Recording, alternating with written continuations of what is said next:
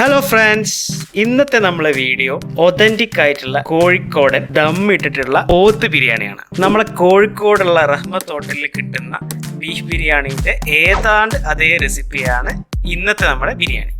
പക്ഷെ ഇതിന്റെ full credit നമ്മൾ കൊടുക്കുന്നത് ജബ്ബാർക്കാണ്. ജബ്ബാർക്കാണ് ഇന്ന് നമ്മളെ ഹീറോ.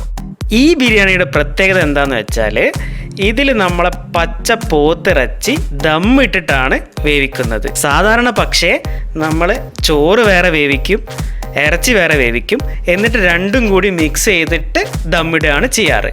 പക്ഷേ ഈ റെസിപ്പി അങ്ങനെയല്ല, അതുകൊണ്ട് തന്നെയാണ് ഇത് ഒതന്റിക് ആവുന്നത്. അപ്പം നമുക്ക് റെസിപ്പിയിലേക്ക് കടക്കാം.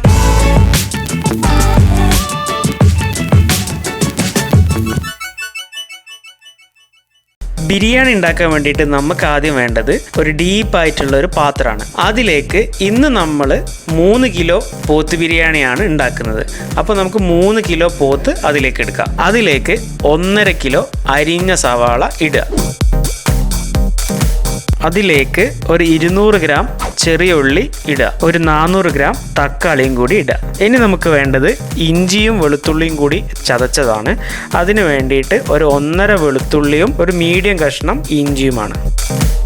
ഇനി നമുക്ക് വേണ്ടത് മല്ലിയിലയും പുതിന ഇലയും കൂടി ചതച്ചതാണ്. അത് രണ്ടും കൂടി ശരിക്കും ഒരു പിടി മതി. പക്ഷെ അതിൽ മല്ലിയില കുറച്ച് കൂടുതൽ വേണം. മല്ലിയില എടുക്കുന്നതിൻ്റെ പകുതി മതി പുതിന ഇല. ഇനി വേണ്ടത് പച്ചമുളക് ചതച്ചതാണ്. നമ്മളിവിടെ എടുത്തിട്ടുള്ളത് നല്ല എരിവുള്ള ഒരു 22 പച്ചമുളക് ചതച്ചതാണ്. ഇത്ര എരിവ് വേണ്ടാത്തവർക്ക് പച്ചമുളകിൻ്റെ എണ്ണം വേണമെങ്കിൽ കുറയ്ക്കാം. പക്ഷേ നമ്മുടെ കോഴിക്കോടൻ ബിരിയാണിയിൽ സാധാരണ കുറച്ച് എരിവ് മുന്നിട്ട് നിൽക്കും. ഇത് പോത്ത് ബിരിയാണി ആയതുകൊണ്ട് തന്നെ നമുക്ക് 1 ടേബിൾ സ്പൂൺ മുളക് പൊടിയും കൂടി ചേർത്ത് കൊടുക്കാം. 1 ടീസ്പൂൺ മഞ്ഞൾപ്പൊടിയും കൂടി ഇടുക. ഒരു 3 ടേബിൾ സ്പൂൺ പച്ചമല്ലിപ്പൊടിയും കൂടി ചേർത്ത് കൊടുക്കുക. പച്ചമല്ലി തന്നെ വേണം, വറുത്ത മല്ലിപ്പൊടി ആവാൻ പാടില്ല. ഓക്കെ, അത് ശ്രദ്ധിക്കണം. ഒരു 250 ml തൈരും കൂടി വേണം. ഇനി നമുക്ക് വേണ്ടത് 2 ചെറുനാരങ്ങേൻ്റെ നീരാണ്. അതും കൂടി ചേർത്ത് കൊടുക്കുക.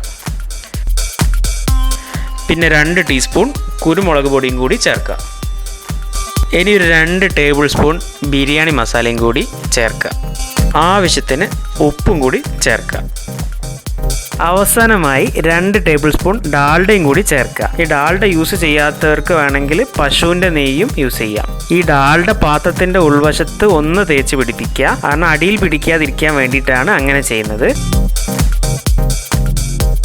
ഇനി ഈ സംഗതികളെല്ലാം കൂടി നല്ലപോലെ കുഴച്ച് ഒരു 2 മണിക്കൂറെങ്കിലും മാറ്റി വെക്കുക. അങ്ങനെ നമ്മൾ മാരിനേറ്റ് ചെയ്ത പോത്ത് അവിടെ സെറ്റാവുന്ന സമയം കൊണ്ട് നമുക്കിവിടെ ചോറിൻ്റെ പരിപാടിയിലേക്ക് കിടക്കാം. ആദ്യം തന്നെ നമുക്ക് ദമ്മിടാൻ വേണ്ടിയിട്ടുള്ള ഉള്ളി ഒന്ന് ഫ്രൈ ചെയ്തെടുക്കാം. അതിനുവേണ്ടി 300 ഗ്രാം വെളിച്ചെണ്ണയിൽ 2 മീഡിയം സൈസ്ഡ് സവാള തിന്നായി അരിഞ്ഞത് ഒന്ന് ഫ്രൈ ചെയ്തെടുക്കാം. ഇതൊന്ന് ഫ്രൈ ആയി വരുമ്പോൾ കുറച്ച് അണ്ടിപ്പരിപ്പും മുന്തിരിയും കൂടി ഒന്ന് ചേർത്ത് കൊടുക്കുക. ഇതൊന്ന് നന്നായി ഫ്രൈ ആയി വന്നാൽ എണ്ണയൊന്ന് കോരിയിട്ട് നമുക്ക് വേറൊരു പാത്രത്തിൽ മാറ്റി വെക്കാം. അടുത്തതായി നമുക്ക് അരി വേവിക്കണം. അതിനുവേണ്ടി നമ്മൾ നേരത്തെ യൂസ് ചെയ്ത അതേ പാത്രത്തിൽ തന്നെ കുറച്ച് വെള്ളം വെക്കുക. ആ വെള്ളത്തിൻ്റെ കണക്ക് എങ്ങനെയാണെന്ന് വെച്ചാൽ നമ്മൾ നോർമലി യൂസ് ചെയ്യുന്ന വെള്ളത്തിനേക്കാളും കുറച്ച് വെള്ളം മതി. കാരണം അരി ഒരു 70 to 80% വെന്താൽ മതി. ബാക്കി നമ്മൾ ദമ്മിലാണ് വേവിക്കുക. അപ്പോൾ നമ്മളിവിടെ യൂസ് ചെയ്തിട്ടുള്ളത് 1 ഗ്ലാസ് അരിക്ക് 1.5 ഗ്ലാസ് വെള്ളം എന്നുള്ള കണക്കിലാണ്. അതേപോലെ 3 കിലോ പോത്തിറച്ചി എടുത്തുകൊണ്ട് തന്നെ 3 കിലോ അരിയും എടുത്തിട്ടുണ്ട്. നമ്മളിവിടെ യൂസ് ചെയ്തിട്ടുള്ളത് ജീരകശാല അരിയാണ്. ബിരിയാണിക്ക് യൂസ് ചെയ്യുന്ന ഏത് അരിയും നമുക്ക് വേണമെങ്കിൽ യൂസ് ചെയ്യാം. ആ വെള്ളത്തിലേക്ക് 2 വലിയ പട്ട, 8 ഗ്രാമ്പു, ഒരു 5 ഏലക്ക എന്നിവയും കൂടി ചേർത്ത് കൊടുക്കുക. ഒരു മീഡിയം സൈസ് ക്യാരറ്റ് ചെറുതായി അരിഞ്ഞതും കൂടി ഇട്ട് കൊടുക്കുക. ഇനി ആ വെള്ളം നന്നായി തിളച്ച് വരുമ്പോൾ നമ്മൾ നേരത്തെ കഴുകി വൃത്തിയാക്കി വെച്ച അരിയും കൂടി ഇട്ട് കൊടുക്കുക. അതിലേക്ക് ആവശ്യത്തിന് ഉപ്പും കൂടി ഇട്ട് കൊടുക്കുക. എന്നിട്ടൊന്ന് നന്നായി മിക്സ് ആക്കിയിട്ട് അടച്ചു വെക്കുക. നമുക്കിവിടെ അരി ഒരു 70% to 80% മാത്രം വെന്താൽ മതി. അതിലെ വെള്ളം മുഴുവനും വറ്റാൻ വേണ്ടിയിട്ട് വെയിറ്റ് ചെയ്യാനും പാടില്ല. കുറച്ച് വെള്ളത്തോടു കൂടി തന്നെയാണ് നമ്മൾ ദമ്മിടുന്നത്. അപ്പോൾ നമ്മൾ ചോറ് ഇവിടെ ആവശ്യത്തിനനുസരിച്ച് വെന്തിട്ടുണ്ട്. ഇനി നമുക്ക് ദമ്മിടുന്ന പരിപാടിയിലേക്ക് കിടക്കാം.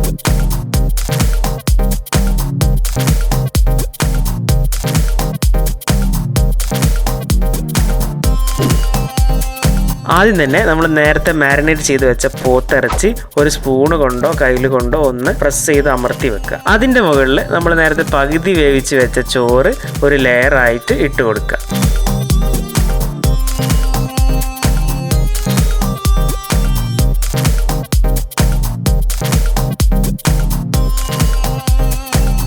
ആ ലെയർ ചോറിൻ്റെ മുകളിൽ നമ്മൾ നേരത്തെ തയ്യാറാക്കി വെച്ച ഉള്ളിൻ്റെ മിക്സ്ചർ ഉണ്ടല്ലോ, ആ മിക്സ്ചറാണ് ഇടേണ്ടത്. പക്ഷെ ആ മിക്സ്ചറിൻ്റെ കൂടെ കുറച്ച് മല്ലിയിലയും പുതിനയിലയും ഒരു സ്പൂണ് ബിരിയാണി മസാലയും കൂടി ചേർത്ത് വെക്കണം. ആ മിക്സ്ചറാണ് നമ്മൾ ഒരു ലെയർ ആക്കിയിട്ട് ചോറിൻ്റെ മുകളിൽ ഇടേണ്ടത്. അതിൻ്റെ മുകളിൽ വീണ്ടും നമ്മൾ ഒരു ലെയർ ചോറ് ആഡ് ചെയ്യാം. അങ്ങനെ നമ്മൾ ചോറ് മൊത്തം ഓരോ ലെയറായി നമ്മൾ ആ പാത്രത്തിലേക്ക് ഇട്ടിട്ടുണ്ട്. അതിനുശേഷമാണ് നമ്മൾ ദമ്മ് ചെയ്യേണ്ടത്. ദമ്മ് ചെയ്യുന്നത് എങ്ങനെയാണെന്ന് വെച്ചാൽ നമ്മൾ മൈദ കുറച്ച് ലൂസായി വെള്ളം ചേർത്ത് മിക്സ് ചെയ്തിട്ട് ഈ വീഡിയോയിൽ കാണുന്നത് പോലെ പാത്രത്തിൻ്റെ അറ്റത്ത് തേച്ച് വെക്കുക.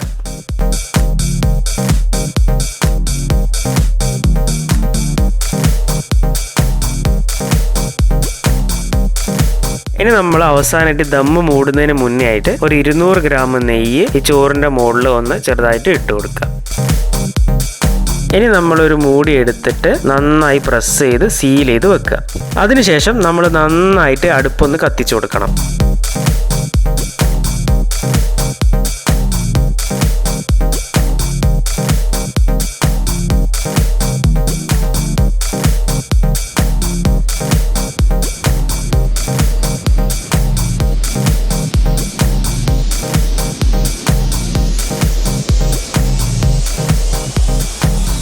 കുറച്ച് നേരം കഴിഞ്ഞാൽ നമ്മൾ മൈദേൻ്റെ സീല് പൊട്ടിയിട്ട് 1-2 ഭാഗത്തുനിന്ന് നമ്മളെ പാത്രത്തിൻ്റെ ഉള്ളിൽ നിന്ന് നല്ല പോലെ ആവി വരാൻ തുടങ്ങും. അതുവരെയാണ് നമ്മൾ നല്ല പോലെ കത്തിച്ചു കൊടുക്കേണ്ടത്. ഈ ആവിക്ക് ബിരിയാണിയുടെ ഒരു നല്ല സ്മെല്ലും ഉണ്ടാവും. അതിനുശേഷം നമുക്ക് തീ ഒഴിവാക്കിയിട്ട് കനലിൽ മാത്രം വേവിച്ചെടുക്കാം.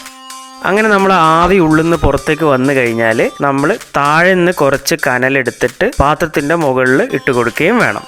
കുറച്ച് വെയിറ്റ് ഉള്ള എന്തെങ്കിലും ഒരു സാധനം പാത്രത്തിൻ്റെ മുകളിൽ വെച്ച് കൊടുക്കുകയും വേണം. അപ്പോൾ ഇങ്ങനെ ഏകദേശം ഒരു 1.5 മണിക്കൂർ വരെ നമുക്ക് വെക്കാം. അതിന് ശേഷം മാത്രമേ നമ്മൾ ദമ്മ് പൊട്ടിക്കുന്നുള്ളൂ. നമ്മളെ പോത്ത് ബിരിയാണി ഇവിടെ റെഡി ആയിട്ടുണ്ട്. ഇനി ദമ്മ് പൊട്ടിക്കുകയാണ് വേണ്ടത്. ഒരു കത്തി ഉപയോഗിച്ച് മെല്ലെ അടപ്പൊന്ന് മാറ്റാം. ആ ദമ്മ് അങ്ങോട്ട് പൊട്ടിക്കുമ്പോഴുള്ള സ്മെല്ലുണ്ടല്ലോ, സംഭവം വേറെ ലെവലാണ് കേട്ടോ. നമ്മളെ ചോറും ഇറച്ചിയും കറക്റ്റായിട്ട് വെന്തിട്ടുണ്ട്. ഇനി ഈ ചോറ് മാത്രം മെല്ലെ വേറൊരു പാത്രത്തിലേക്ക് മാറ്റാം. എന്നിട്ട് നല്ലപോലെ മിക്സ് ചെയ്ത് വെക്കാം.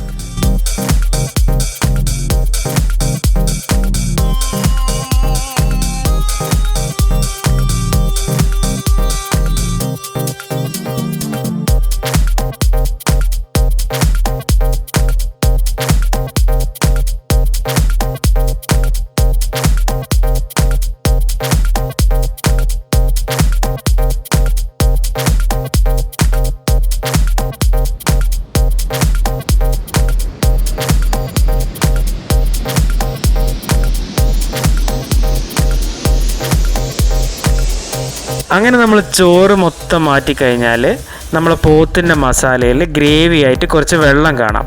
ആ വെള്ളം മെല്ലെ എടുത്ത് നമുക്ക് ചോറിൽ ഒഴിച്ചു കൊടുക്കണം.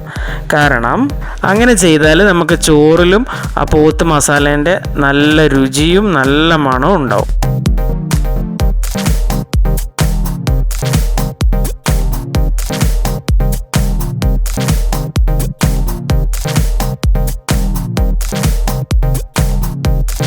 കണ്ടോ മക്കളെ നമ്മളെ പോത്ത് ബിരിയാണി.